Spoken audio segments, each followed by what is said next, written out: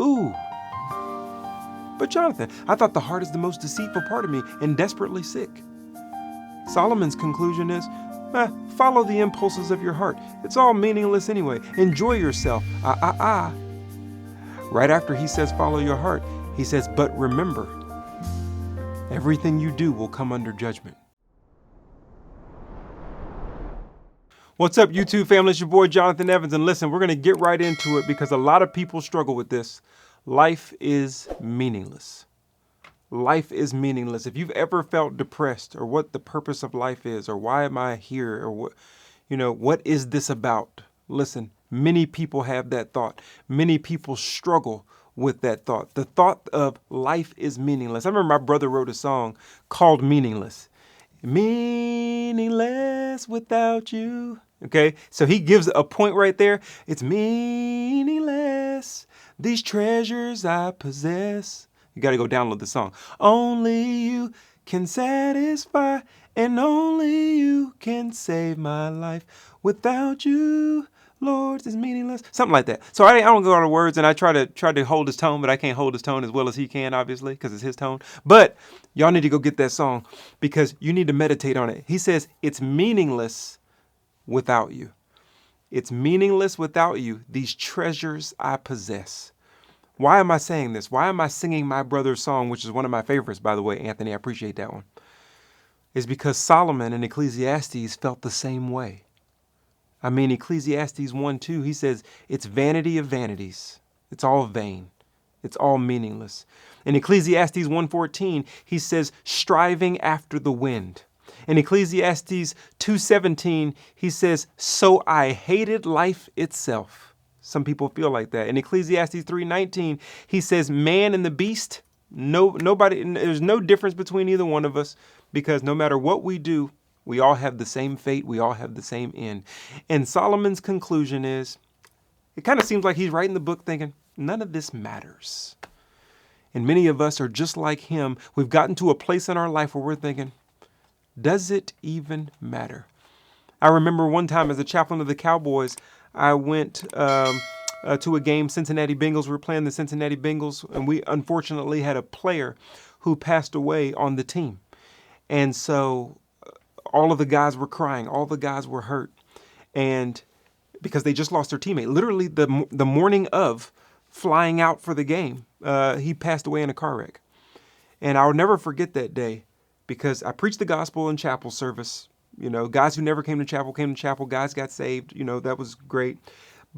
And then when we went to the field, this is what hurt my feelings is that when we went to the field to play the game, they said, let's give a moment of silence to Jerry Brown Jr. We gave a 20-second moment of silence. And then they said, all right, it's time to go play football. And they started playing the music. Dun, dun, dun, dun, dun, dun, dun. And I looked over at a couple of buddies of mine who were about to run on the field and play. And I said, man, all that he meant to this world, and we gave him 20 seconds of silence, and then we just moved on. And I don't know how many years ago that was now, but people just move on. 20 seconds? Are we getting these treasures for 20 seconds? Are we striving in our lives for 20 seconds? Is Solomon saying, yeah, most people are grabbing after the wind for their 15 minutes of fame? Only to head to the dirt just like the beast and be forgotten just like the beast? And you're sitting here in your own thoughts listening to this like, that's exactly what I've been feeling. Like, what is this? What are we doing? What is the point of all of this? Why am I here? Solomon, please tell me. Because Solomon keeps going throughout this book with that same thought of, hey man, vanity of vanities. And Solomon wasn't just any king either. He probably was the richest king to ever step foot on the planet. He had it all. And after having it all, he concludes futility. He concludes meaningless. He concludes, I have it all and at the same time have nothing. So for those of you who are chasing treasures, you'll get it. But once you get it, you realize you just grabbed sand. You have something that you really wanted, but you just watched it slip right through your fingers because you can have a lot and still feel like you have nothing. What am I doing? Why am I here? What is the purpose of this? I feel like it's so meaningless. I've been sitting in depression and anxiety just trying to figure out. So am I just here to kind of be a worker bee or a worker ant to build the mound and then just die and be forgotten? What is this all about? Well, in Acts 13:36, it gives the summary of David's life. And I think I may have shared this before, but who cares? Somebody needs to hear it. Acts 13:36, going back to my brother's song, it says, David served the purposes of God for the benefit of his generation and fell asleep. David, after serving the purposes of God for his generation, fell asleep. That's it. Even Solomon concludes the same thing. Enjoy your life, he says. Honor God.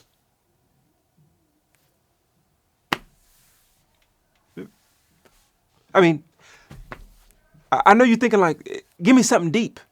This is as deep as I can go. Solomon says, enjoy your life. Enjoy your work. Have fun. Honor God. David served the purposes of God, was a benefit to his generation, and he fell asleep. The greatest life summaries you can have. The reason why you're here. A coach puts the player on the field, not for the player to just run around meaninglessly doing their own thing, but to run the plays from the playbook that were designed from the coach so that the whole kingdom team can score. And you're one of those players on his team, and he has designed you specifically to carry out the design he's given you in your unique life with your unique gifts, with your unique talents for his kingdom advancement so that his kingdom can advance and you be a primary player on his field. That's the reason why you were drafted. That's the reason why any player is drafted. That's the reason why you have your job. That's the reason why you are an employee. That's the reason why you play sports. That's the reason why you do anything, is because you're trying to carry something out with your gifts and your talents from your resume. And then what do you get? You get paid. Yeah, well, God says, well done, my good and faithful servant. You were faithful over a few things. Now I'm going to make you ruler over many. Sounds like payment to me. I know. The idea that Solomon gives in Ecclesiastes seems like he was sad about something. Something must have happened in his life. But he said, you know what? Go play. Life is as hard as it is. Go play. Find enjoyment in your life. You know it's okay to go play. You know it's okay to enjoy your life. He even says, listen to this. He even says in Ecclesiastes chapter 9, he says, follow the impulses of your heart. Did you know that the Bible says, follow your heart? Ooh. But Jonathan, I thought the heart is the most deceitful part of me and desperately sick. Solomon's conclusion is, follow the impulses of your heart. It's all meaningless anyway. Enjoy yourself. Right after he says, follow your heart, he says, but remember, everything you do will come under judgment. Well, he quantified that statement, didn't he? What he's saying is, enjoy yourself and don't forget God. Enjoy your life, enjoy your work, use your talents, and don't forget God. Everything that you've been given, your talents and your desires, your money, your children, your spouse, your abilities, your opportunities, and your passions should be directed towards the King, and let him allow you to enjoy everything that he's giving you that you are using for his purpose, so that when he sees you, he can say, well done. You played hard. You were faithful over a few things. Now I'm about to make you ruler over many. Well done, my good and faithful servant. Well done. You figured out the purpose of life. And the reason why you spent so much time rotting in depression and anxiety is because you were sitting there thinking your life was about you. And until you realize that it was about me and using your gifts to serve my purposes, which will always benefit somebody outside of you, you were rotting. Many of us are rotting, even Christians, are rotting.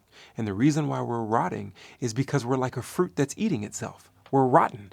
Our whole focus is on ourselves. What am I getting? Where am I going? Who's a blessing to me? Making sure I have friends that can take me higher. You've heard people preach that all the time. And yes, you should have friends that don't pull you back but push you forward. But shouldn't you be one of those friends for somebody else?